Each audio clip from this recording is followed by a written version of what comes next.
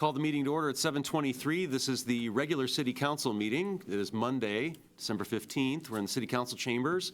First item on the agenda is a roll call. Clerk Bachman, will you please call the roll? Mayor Pro Tem Balk. Here. Mayor LaRussa. Here. Councilmember Perkins. Here. Councilmember Schneeman. Here. Councilmember Taylor. Here. Thank you. The next item on the agenda is the Pledge of Allegiance. If you're able, please stand and face the flag. I pledge allegiance to the flag of the United States of America and to the republic for which it stands, one nation, under God, indivisible, with liberty and justice for all.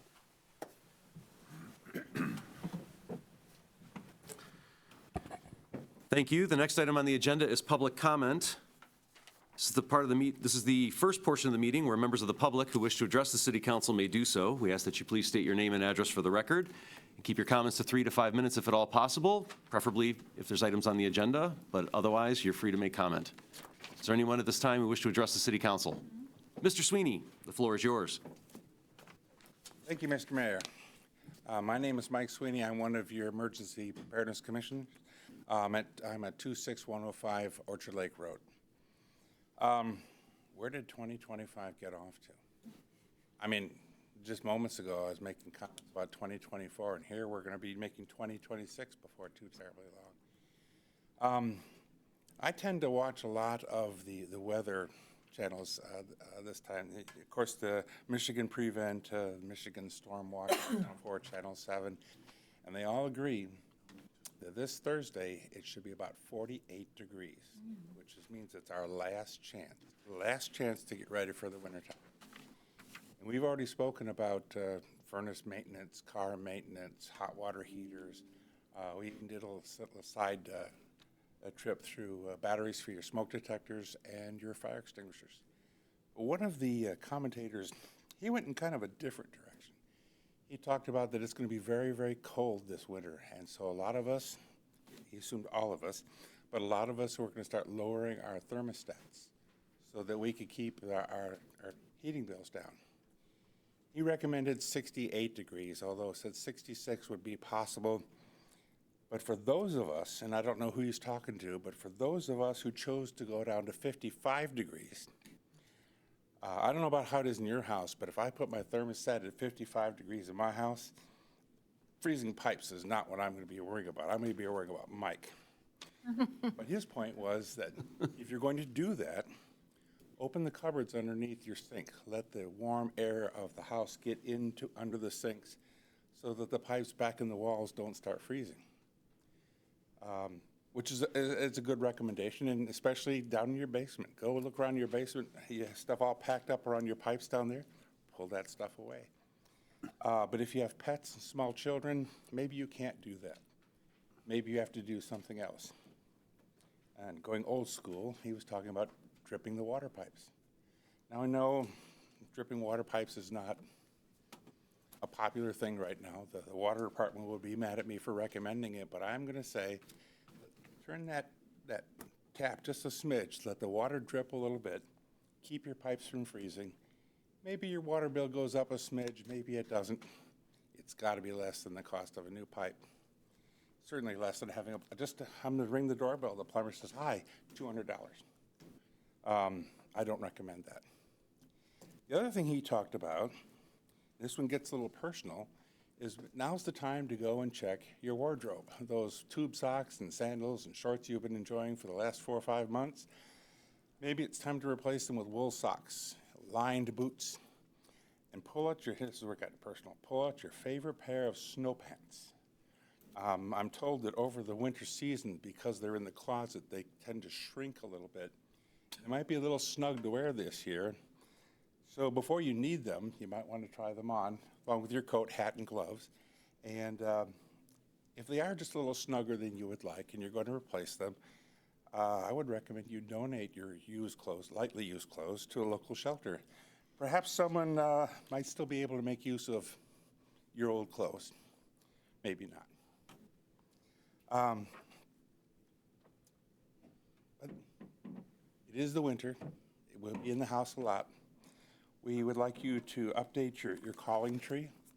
Now, This year, we've given away about 1,000 of these guides from Michigan Prevent. The Michigan State Police was very nice and gave them to us. We distributed them freely. But you can also go to the Michigan.gov/Am I Ready? And this is on the website. You can download it from the website. And they talk about recording, updating the information for your friends to call you, for you to call your family, and frankly, to check on your neighbors. This time of year, some of our shut-ins might get a little lonely, and a phone call from a neighbor might not be a bad thing. Just a thing you could do for your sense of community. Well, with that, we'll close out 2025. Look forward to seeing you all in 2026. Thank you very much. Thank you, Mike. And thank you for the entire commission for all the work you guys did for Holly Days at the Lighted Parade. You guys were all out there helping us out. So thanks for all you do and for giving us another safe year here in Farmington. Well, you're quite welcome. Thank you. Other members of the public who wish to address the city council at this time?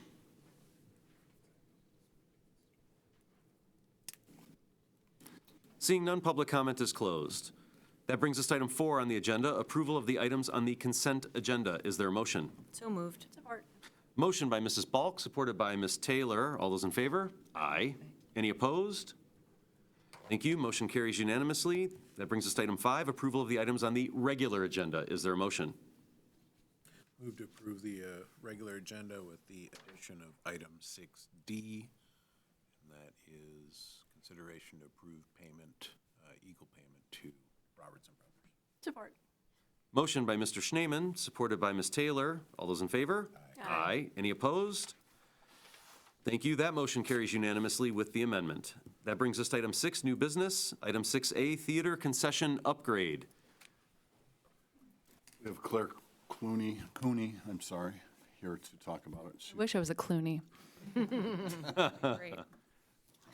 Good evening. Thanks so much for having me. I'm excited to be here to discuss the Municipal Civic Center liquor license for the Farmington Civic Theater. For background, alcohol and movie theaters is the fastest growing segment at the concession stand. It's one of the most major theaters now do offer alcohol to their patrons. It's one of the best amenities movie theaters can provide that significantly boost revenue for the theater.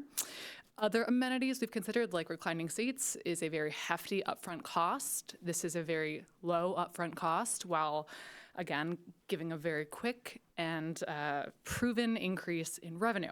For context, across the country, box office numbers are down about 30% compared to 2019. Movie theaters are struggling, and the Civic is one of them. When looking at the numbers, movie theaters make a small fraction of their money from the actual ticket sales.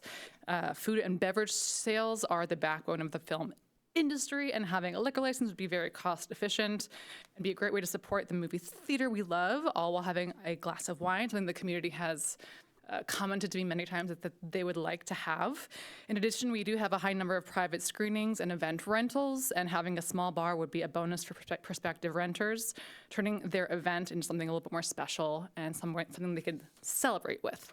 The plan would be to install a small bar in the upstairs lobby. It is currently display only and largely unused. This bar would serve canned beer and poured wine during showtimes. Eventually, we could expand to do like batched or pre-prepared cocktails should there be a desire from the community. There'd be no construction to the building at this time. The goal is to start very small. This can be a very smooth and seamless transition. So I want to bring this to council to discuss it. Thanks so much. Questions from the council? Mrs. Balk. Not a question. I just think this is a fantastic step in the right direction. We've as a council even talked about over the years that it'd be great if people could take drinks into the Civic, and so this is a really great idea and a really inexpensive way. So I think it's fantastic that you got creative on how to bring it in without the fees of tearing down half the building or anything. Yeah. So I'm excited about it. Good job. Mr. Schneeman. I'm not real familiar with the rules on alcohol service and the age of people. In Michigan, You know that there are certain ages that cannot serve alcohol. yeah, so in Michigan, the age is 17 and older, but you need to have someone who's 18 and older present. But we don't employ people that are under 18, so that wouldn't be a problem for us regardless. The plan to start would be just for the managers, who are, I think, all over 21, to be serving, and they all have a key to the locked fridge with all the alcohol. And Yes, there's a mandatory alcohol service course that they would all take. Okay, Yeah. thank you. I just wanted to say I'm excited for this. Thanks for bringing it forwards, and please make sure that you get it in the water bill so everyone knows. Ooh, yes, I absolutely will. Any other questions? Can you talk about the cost of construction on the bar? Yeah. Is this something that's a kit, or you guys, or did you draw something up that you have a concept? Or I am not that creative, but or at least not in that way. From minimal research, I've found that people can make kind of a from scratch bar. You know, we're looking at something that's about 6 feet long by 3 or 4 feet wide, nothing too huge, but you can make one that's kind of custom for the space for around $600 to $700. So that's kind of the thought right now. I spoke with the health department. We are not required to have a hand washing sink in the bar because we're doing only beer and wine to start or pre-match cocktails. The sink would be for if you are preparing the cocktails right there. Again, if it's not an additional cost, we might build that up if we decide we want to bring that forward, which would require like a portable sink. But at this time, the bar is really simple. Thank you. If there's nothing further, is there a motion? Move to it. Go ahead. Move to adopt resolution approving on-premise municipal civic center liquor license application. Support. Motion by Ms. Taylor, supported by Mrs. Balk. Clerk Bachman, will you please call the roll? Falk, Yes. LaRussa. Yes. Perkins, Yes. Naaman, Yes. Taylor. Yes. Thank you. The motion carries unanimously. Claire, thank you. Thank you so much. Good work.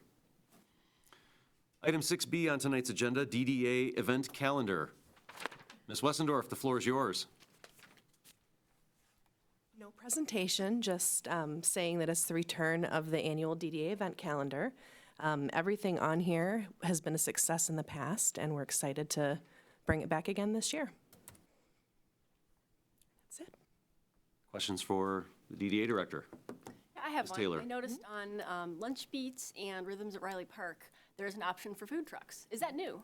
No, nope, always had it, probably since at least 2019. It's something that if we wanted to, we could, but we would always do like a first right of refusal for downtown businesses to pop up for it. I like either of those ideas, and I encourage you and the board to look into that. I think it would be a great ad.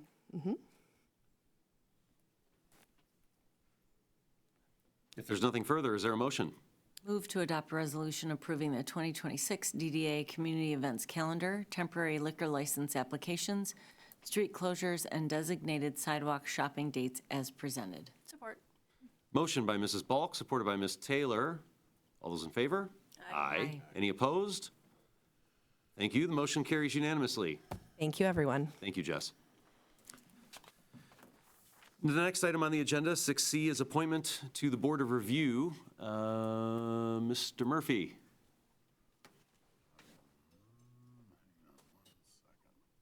So there's been an opening on the Board of Review for quite some time. We've been looking, no one's been applying. We finally went out and asked Ula? Ula.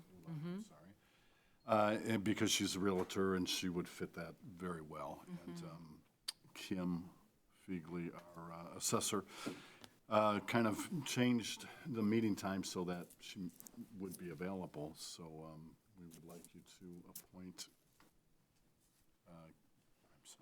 Ula. Once again, you've already interviewed her for, I think it was a DDA position? Yes. Yes. So you are familiar with her. We would like very much to have her on so that we can get that board completed. Right now, we have no, Citizen representative? like a reserve, if you will. Alternate, yes. Apparently, it's in the charter, so we would have to change the charter to get an alternate. And at some point, I'd like to do that so we don't run into this problem again. But it's been a problem for a good year or so. Okay. Questions for Mr. Murphy? If not, is there a motion? Move to appoint Ula Kajtak to the Farmington Board of Review for a term ending December 31st, 2028. Support. Motion by Mrs. Balk, supported by Mr. Parkins. All those in favor? Aye. Any opposed? Thank you. The motion carries unanimously. That brings us to item 6D, consideration to approve grant payment to Robertson Brothers in association with certain eligible activities as described in approved work plans. Mr. Weber, the floor is yours. The city was awarded a grant by Eagle in the amount of up to $1 million to complete eligible activities described in the work plan for hillside towns, environmental cleanup and demolition, those sorts of things. The activities have been completed and support for the work performed has been submitted to Eagle for review. Eagle has reviewed the support and approved all of the eligible costs and has dispersed $500,000 of grant funds to the city. Robertson Brothers has requested that $497,000 of those funds be dispersed to them in accordance with the grant agreement for the city, and the remaining $3,182 would be dispersed to Advanced Redevelopment Solutions for administration of the grant on behalf of the city. So there's a remainder amount of $55,612, which would be discussed at a later date once every punch list item has been completed. So we're looking for a motion to approve the grant payment to Robertson Brothers. Questions for the Assistant City Manager? There weren't any other eligible activities that we could find. There wasn't any other environmental remediation, and all the other eligible activities can't be done unless there's environmental cleanup to go along with it. Is it possible to change the scope of the grant to support an adjacent project? No. No. Okay.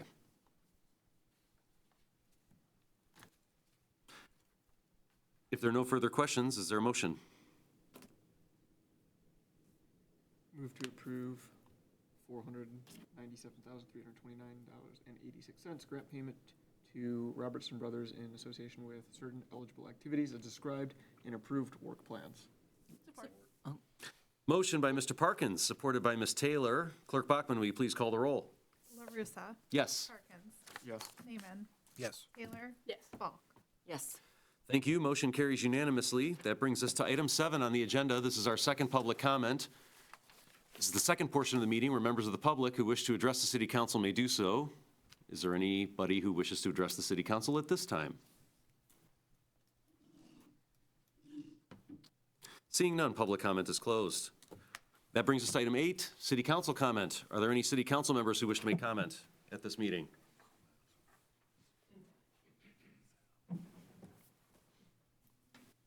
Okay. Well, it's been a great year. I thought I would don the Santa hat because Christmas came a bit early. I think I circulated the letter to the council earlier this afternoon, but SEMCOG, the Southeast Michigan Council of Governments, today transmitted a letter that indicates Farmington will receive $481,675 in transportation assistance, transportation alternatives program funding for sidewalk and crossing improvements in the city. So Christmas came a little bit early. Santa's bag had some money in it. We're thankful for that. The city continues to make the covers of multiple statewide association publications. We completed the second public space project in this number of years. Substantial progress on new housing. I mean, the city's done a lot of things, and I think that that's a testament to the leadership on this dais and the diligence and the hard work of all of our administration, the department chairs, and the rest of their teams as well. So thank you all for a wonderful 2025. And I can't wait to see, if this is 2025, I can't wait to see what we're going to do in 2026.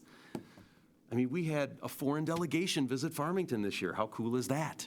So I'm looking forward to another great year, and I just want to thank everybody for all their work and the leadership of this council to make it all possible. If there's nothing further, is there a motion to go into closed session? Move to go into closed session for the purpose of labor negotiations and confidential correspondence from the city attorney. Support. Motion by Ms. Taylor, supported by Mrs. Balk. Clerk Bachman, will you please call the roll? Parkins. Yes. Naaman. Yes. Taylor. Yes. Bulk. Yes. LaRussa. Yes. Thank you. Motion carries unanimously. We will adjourn to closed session at 7:42.